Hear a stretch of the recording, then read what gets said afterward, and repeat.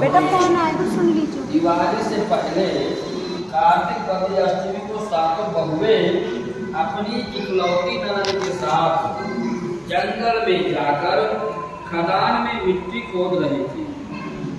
वहां पर स्याहू की मांग थी। मिट्टी खोदते समय ननद के हाथ से स्याहू का बच्चा मर गया। इससे स्याहू माता बहुत नाराज हो गई और बोली, मैं तेरी कोख बांधूंगी।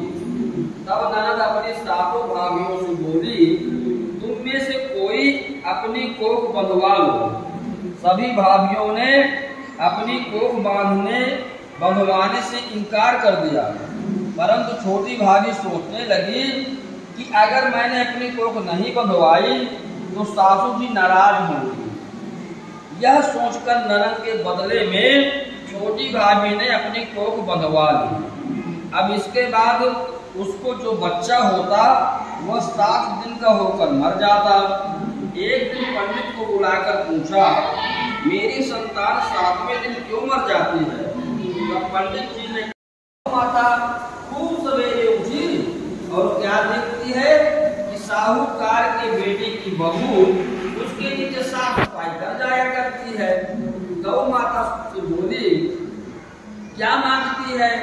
साहूकार की बहू बोली, स्याहू माता तुम्हारी भाई है और उसने मेरी कोख बांध रखी है, तो मेरी कोख खुलवा करके बड़ी कृपा कर दीजिए।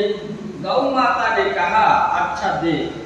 अब तो गौ माता समुद्र पार साहूकार की बहू को अपनी भाई के पास लेकर चली गई।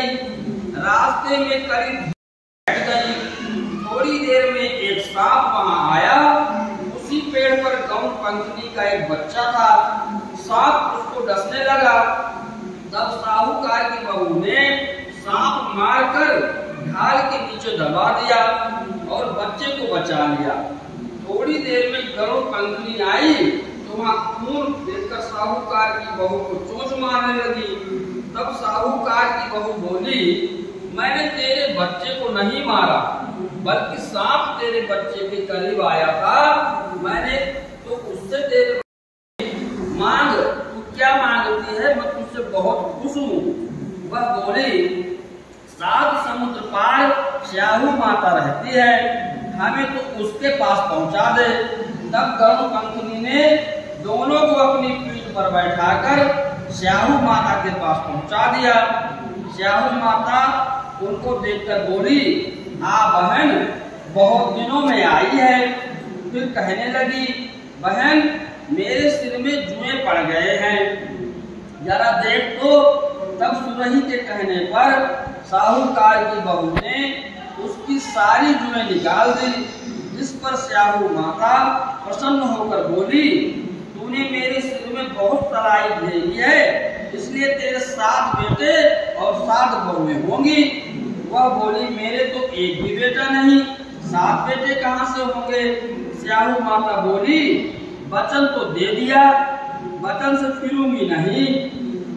धोबी की कुंड में कंकरी हूँ। तब साहूकार की बहू बोली, मेरी कोख तो तुम्हारे पास बंद है। यह सुन स्याहू माता बोली, तूने तो मुझे ठग लिया। जा, तेरे घर पर तुझे 7 बहुएं मिलेंगी, तू जाकर उजमन करियो, 7 अहोई बनाकर 7 कढ़ाई करियो।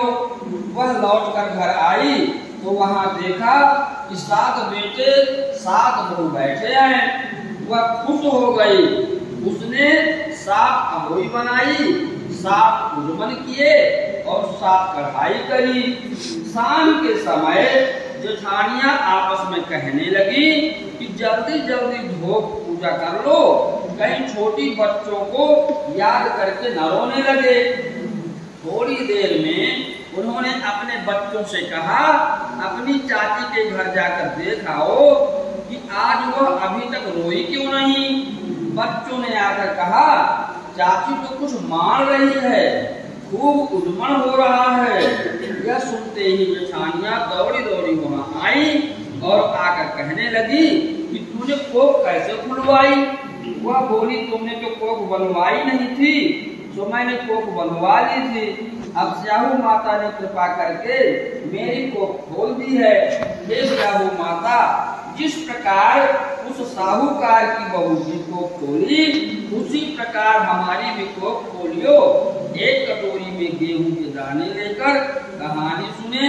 एक दिन मिट्टी में हाथ नहीं डालना चाहिए। सारे बोलो, अभोई मैया की, गणेश भगवान की।